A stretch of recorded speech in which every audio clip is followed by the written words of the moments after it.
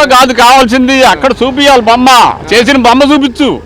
రేపు మళ్ళీ ఎలక్షన్ తప్పకుండా తెలుగుదేశం పార్టీ 100% గెలుస్తుంది. జగన్ గెలుస్తాడు అంటాను. ఏం గెలుస్తావు నువ్వు? ఏం చేశాను గెలుస్తావు? ఏ అభివృద్ధి చూపించు నువ్వు గెలుస్తావు. అభివృద్ధి ప్రజల్లో తీసుకెళ్ళి గెలిచి కానీ చూపించు. నువ్వు నీ చేశానని చెప్పు, నువ్వు ఫలాన్ని చేశానని చెప్పి నువ్వు చెప్పు ఆ మాట నాతో. తాతగారు నమస్తే, మీ పేరు తాత? ఆ పేరు శంకరయ్య, ఇందుపల్లి శంకరయ్య, అంబాపురం. నేను వ్యవసాయం చేస్తా. చంద్రబాబు ప్రజలు పట్టించుకోవట్లేదు, మీలాంటి రైతులు కూడా పట్టించుకోవట్లేదు. చంద్రబాబు మోసపూరిత హామీల్లో ప్రజలు మోసం చేశారని చెప్పి అంటున్నారు. మోసం చేశారంటే ఏం మోసం చేశారు? ఆ రాజధాని ఏర్పాటు చేయడం మోసమా? అన్ని పార్టీలను ముందు పెట్టి అన్ని పార్టీలు ఆమోదం తీసుకొని అక్కడ రాజధాని ఏర్పాటు చేశారు. అన్ని పార్టీలు ఆమోదం పరిచిన తర్వాత ఇవాళ అది మంచిది కాదు, అది ఇది ఇవాళ ఎందుకు చెప్పాలి? అయాలే చెప్పొచ్చు కాళ్ళు, ఇవాళ ఎందుకు చెప్పాలి? తర్వాత వచ్చిన ప్రభుత్వం ఏం చేసింది? ఒక్క అభివృద్ధి చేసింది ఎక్కడన్నా? ఏదన్నా ఇది చెప్పిందని చెప్పమను. అన్ని విధ్వంసాలే. ఆయన అడుగు వెళ్తాం సాహసం ప్రజావేదిక కురిశారు. ఒకటి ఇసుక బ్యాన్ చేశాడు. సామాన్య మానవుడు చిన్న ఇల్లు కట్టుకోవడం కూడా దారి లేకుండా చేశాడు, అదొకటి. మళ్ళీ అన్న క్యాంటీన్ తీసేసాడు నోటిగాడి. మరి చంద్రబాబు గారు మొదలుపెట్టిన ఇళ్ళని ఎక్కడెక్కడ బ్యాలెన్స్ ఆఫ్ చేశాడు. ఏ బ్యాలెన్స్ ఎక్కడ అప్పు కట్టలా, ఏమీ చేయలా. ఏం అభివృద్ధి అని ఒక్క అభివృద్ధి చెప్పమను. ఓన్లీ తెలుగుదేశం గవర్నమెంట్ వచ్చిన తర్వాత మనం ఈ గ్రామే చూసుకుందాం. ఏ రోడ్డు, ఏ సీసీ రోడ్డు చూసినా ఒక తెలుగుదేశం గవర్నమెంట్లో డెవలప్ అయిందే తప్ప కాంగ్రెస్లో కానీ వైఎస్ఆర్ దానిలో కానీ ఇది డెవలప్ అయిందని ఎక్కడైనా దాఖలోనే చూపిస్తున్నానండి. నేను సవాల్ చేస్తాను దానికి, నేను దానికి సవాల్ చేస్తా. ఎక్కడ ఈ గ్రామంలో ఎవడొచ్చినా సరే ఫలానా చేసాం ఇది అని చెప్పమనండి. ఒక అభివృద్ధి కార్యక్రమం శాశ్వతమైంది. చంద్రబాబు నాయుడు గారు అతి ముందు చూపు గారు అతి ముందు చూపు భావితరాల కోసం అతి ముందు చూపుతో పనిచేసే వ్యక్తి చంద్రబాబు. ఎందుకంటే తెలుగుదేశం గవర్నమెంట్ ఉన్నప్పుడు కానీ నేను అదే అభిమానంతో ఉన్నా.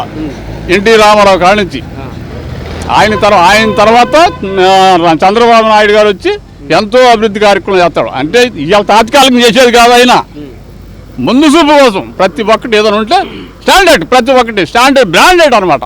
ఓ మాట చెప్పాలంటే దాని గతంలో జగన్మోహన్ హయాంలోనే రైతులకి గిట్టుబాటు ధరలు కానీ లేదా రైతుల్ని ఆదుకున్న ప్రభుత్వం ఎవరన్నా ఉన్నారంటే వైసీపీ ప్రభుత్వం. చంద్రబాబు రైతులు పట్టించుకోవట్లేదని చెప్పి అంటారు. ఎవరంటే మాకు 4 రోజులు రాలేదు. చంద్రబాబు గవర్నమెంట్ ఉండగా 24 గంటలు మాకు డబ్బులు పండి అండి. నేను సాక్ష్యం చూపిస్తా, చూపించాలంటే దాన్ని 24 గంటల్లో డబ్బులు పడినాయి. పడలేదు. ఇప్పుడు బురద జల్లుతూనే ఉంటాడు. ఇప్పుడు గిట్టం దానికి పెట్టని ఇబ్బంది ఒక సామెత ఉంది. గిట్టపోతే ఎన్నాళ్ళు మాట్లాడుతుంటా, ఆధారాలు చూపించాలిగా. నేను చెప్తా, నేను ఆధారం చూపిస్తా. 24 గంటల్లో డబ్బులు పడినాయి. నేను రైతునే, 24 గంటల్లో డబ్బులు పడినాయి. మరి ఎందుకంటే మరి వైసీపీ వాళ్ళు అలా మాట్లాడటానికి ఏంటి? అసలు జగన్మోహన్ రెడ్డి మాట్లాడుతున్నారు చంద్రబాబు గిట్టుబాటు ధర లేదు, రైతులను ఆదుకోలేదు చంద్రబాబు అని చెప్పి ఎందుకని అలా మాట్లాడుతున్నారు? జగన్మోహన్ రెడ్డి గారికి ఏం అనుభవం ఉందా నువ్వు చెప్పాయి? అసలు ఇప్పుడు ఆయన నక్కకే నాగలోకానికి అంత తేడా ఉంది, అంత తేడా ఉంది ఆయనకి ఈయనకి. ఏం అనుభవం ఉందని ఆయన చేయగలడు? ఏమన్నా అనుభవం ఉందా? ఏం అనుభవం ఉందా? ఏం సాల్వ్ చేయగలడు? ఒక పంచాయతీ సాల్వ్ చేయగలడు ఆయన? ఏం పంచాయతీ సాల్వ్ చేయగలడు చెప్పు, మీరు చెప్పండి. ఏమన్నా పంచాయతీ సాల్వ్ చేయగలరా? ఎవరి సమస్య వాళ్ళే సాల్వ్ చేయలేకపోతున్నారు. కాదుగారు మీ వయసు ఎంత ఉంటుంది? నాకు 70 చిల్లర 70 చిల్లర ఉంటుంది. మరి మీ అనుభవంతో అసలు మనకి రాజధాని కావాలా? 100% మన ఇల్లు లేకుండా అద్దెకు. ఇప్పుడు ఈనాడు జగన్మోహన్ రెడ్డి గారు మనకి 10 సంవత్సరాలు అక్కడ హక్కు ఉంది హైదరాబాద్లో, అది వాడుకోవచ్చు, రాజధాని మనకెందుకు అన్నాడు. అంటే ఒక ఇల్లు మన ఇల్లు అవుద్దా? మన ఇల్లు మన అవుద్దా? ఒక ఇల్లు మన అవుద్దా?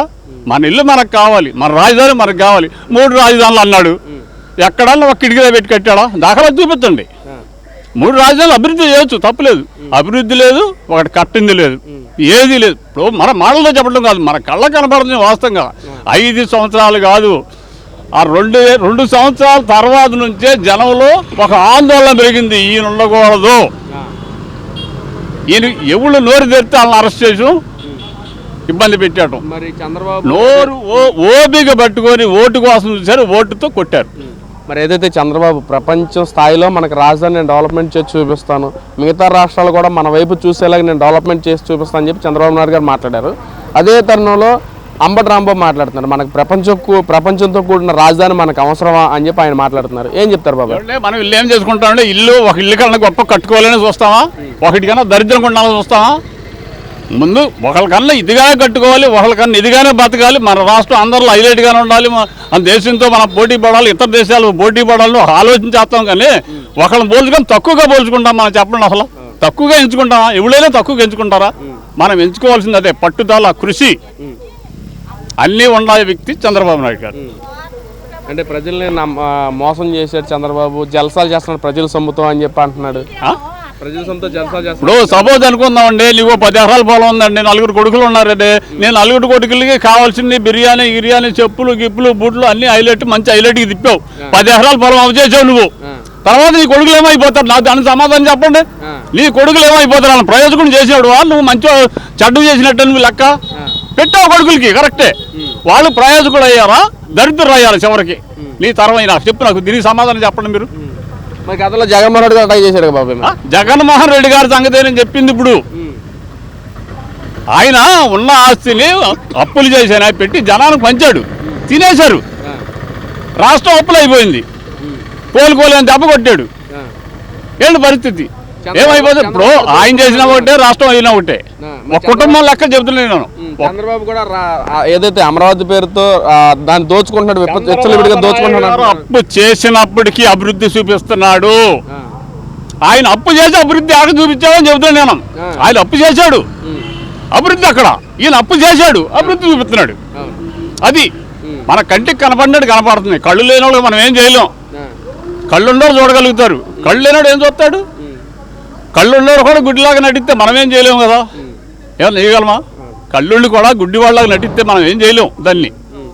బాబాయ్, మరి ఏదైతే చంద్రబాబు తనయుడు లోకేష్ ఏదైతే స్కూల్ విద్యార్థులను తీసుకొచ్చి మాక్ అసెంబ్లీ కండక్ట్ చేయటం, అసెంబ్లీలో ఎలా జరుగుతుంది, ఎలా బిల్లులు పాస్ చేస్తారని తీసుకెళ్ళి వాళ్ళతో పిల్లలతో కండక్ట్ చేయడం ఎలా ఉంది తాతగారు? మీ అభిప్రాయం ఏంటంటే? చెప్పాలంటే ఫస్ట్ నేను కూడా అనుకున్నా, లోకేష్ బాబు ఏం తెలియదు, ఈయనకి కొంచెం రాజకీయ అనుభవం తక్కువ, చిన్నవాడు, అంత జనరల్ నాలెడ్జ్ లేదు అనుకున్నా. వాస్తవం చెప్పాలంటే వీళ్ళ తండ్రిని మించిన తనయులాగా ఉన్నాడు. లోకేష్ బాబు తండ్రిని మించిన తనయులాగా ఉన్నాడు. ప్రపంచ దేశాలతో తిరుగుతున్నాడు, వాళ్ళతో మమేకం అవుతున్నాడు. నిధులు ఎలా రాబట్టుకోవాలి, ఎవరితో ఏం చేయాలనేది మంచి, ఆయనకి ఇచ్చిన పదవి కూడా గొప్పైన పదవి. ఒక మాటతో చెప్పాలంటే యాక్సెప్ట్ చేయాలి ఆయన్ని. అంటే లోకేష్ పని చేయట్లేదు, విద్యాశాఖలు మొత్తం నిర్వీర్యం చేశాడు. ఏదైతే విద్యాశాఖ మంత్రి ఉన్నాడో అది మొత్తం నిర్వీర్యం చేశాడు. సీఎం ఎలా అవ్వాలో ట్రైనింగ్ అవుతాడు, సీఎం ఎలా అవ్వాలో పాకులాడుతున్నాడు అని చెప్పి అంటున్నారు. ట్రైనింగ్ కూడా తప్పే ఉందండి. ఇప్పుడు చంద్రబాబు నాయుడు పెద్దవాడు అవుతున్నాడు, భవిష్యత్తు కాలంలో ఆయన ప్రిపేర్ అవుతాడు. దానిలో తప్పే ఉంది అసలు. ఇప్పుడు ఏ అనుభవం లేకుండా సీఎం అయితే ఏమైపోయింది? అనుభవం, దాని ట్రైనింగ్ అవుతాడు. ఎవరైనా ఉంటుంది చేయాలని అనుభవం కావాలి, ఒకరి తర్వాత ఒకళ్ళు. దానిలో తప్పేండి, తప్పని ఎంచుకోవడానికి ఎక్కడ ఉంది అసలు? సంతకాలు సేకరించడం. ఇప్పుడు తండ్రి గారు చనిపోతే సంతకాలు సేకరించడం అవసరమా? ఆ టైంలో ఆ మూమెంట్ అలాంటిది, సంతాప దినం. సంతకాలు సేకరించడం ఏమన్నా అది మంచి పద్ధత?